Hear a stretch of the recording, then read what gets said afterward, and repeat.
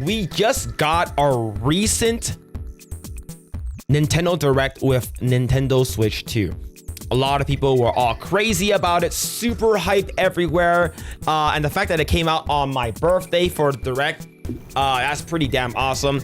But there's a lot of things that happened. There's a lot of good games that came out that was announced. A lot of third-party games, Street Fighter 6, Final Fantasy 7 Remake, Elden Ring, The Dusk Bloods, a new From Software game exclusive to the Nintendo Switch, which probably will trigger a lot of people because a lot of people don't like exclusivities on video games, right? People love seeing multi-platform, but I think we might get a timed exclusive.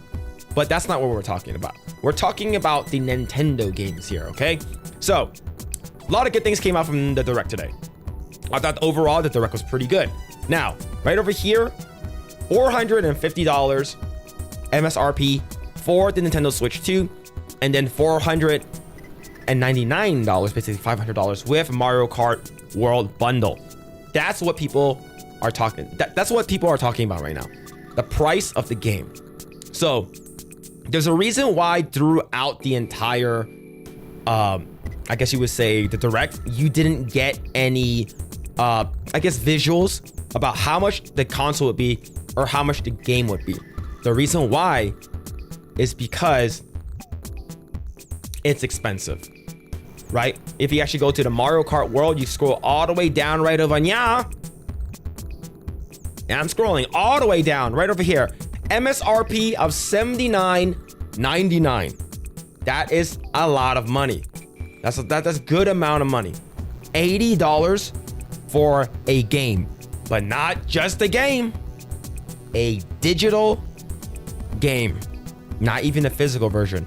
And if you don't know, the physical version is $90 freaking dollars, right? The asterisk here basically says it's a suggested retail price, but I think that Nintendo basically screwed it for everyone, setting and paving the way for every other gaming companies to follow suit to now raise their prices to $80 or even $90. Insider Gaming, Nintendo Switch 2 games will cost up to $80 for digital and $90 for a physical game. Now, we do know not every game is because not all games are created equal.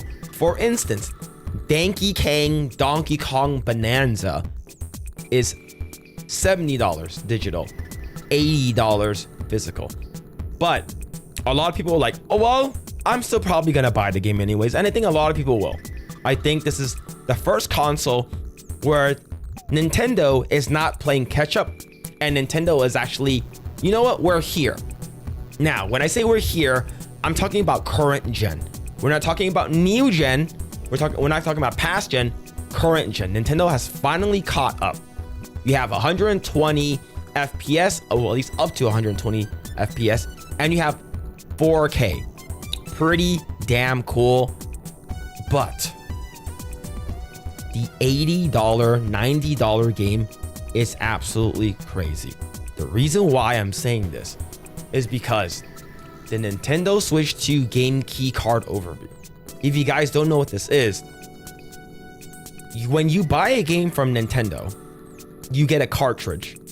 You insert it into your Switch. The entire game, or most of the game, is actually inside the cartridge. Instead, this one is actually a game key card. They are different from regular game key cards because they don't contain the full game data. Instead, zoom in. The game key card is your key to downloading the full game to your system. Basically, hey, you put it in, and then you have to be online, and then once you're online, it says, okay, cool, we read the CD key, now you can download the game.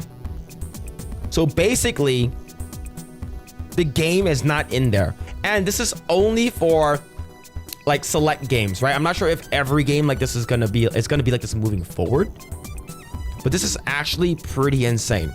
The reason why this is very big for me is because several years ago, the Xbox 360 officially removed Marvel vs. Capcom 2 off of their store.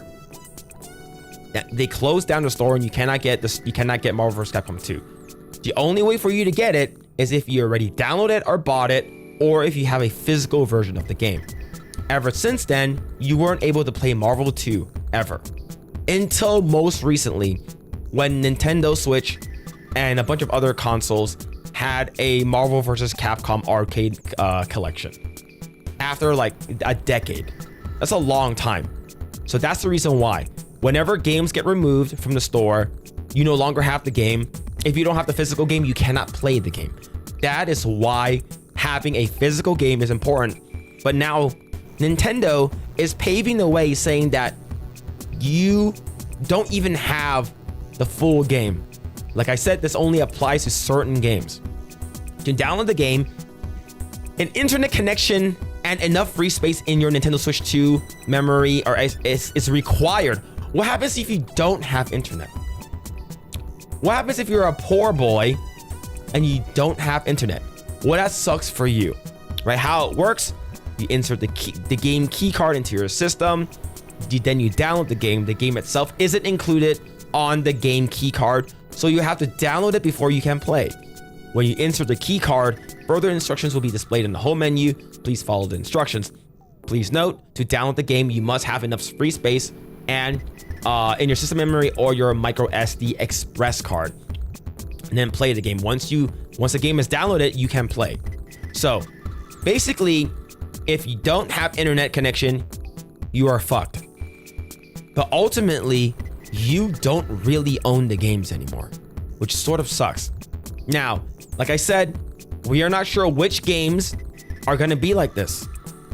Are they going to be more expensive? Are they going to be cheaper? We're not sure. A lot of people thought that GTA 6 will be the first game that pushed it to $80, $90, or even $100 for new games. But I guess Nintendo beat them to the punch. Are you guys going to be buying this game, chat? Are you guys going to be spending $80 on the game? Now, don't get me wrong. If you guys do want to buy the new Nintendo Switch 2, you can pay only an additional $50 and you'll get a digital version of Mario Kart World. But yeah, I think Freeloader is going to be it's going to be a huge thing. I think that app is going to be coming back. I think I think a lot of people might start like potentially even just, you know, pirate the game somehow, right? That's crazy. But yeah, I'm not sure, but yeah, but the game and everything with the console is dropping June 5th. I already RSVP'd, so I'm waiting, and I believe we will get an email probably a day or two before April 9th where you can actually pre-order the system. I'm going to pre-order it. I know sometimes pre-ordering a system, people will frown upon. Wait, is that Daisy wearing a bikini?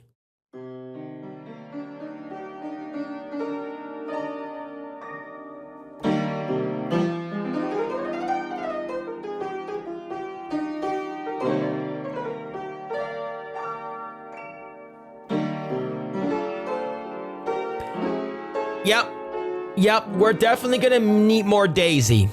We're definitely going to main Daisy in Mario Kart moving forward. Definitely gonna be really good.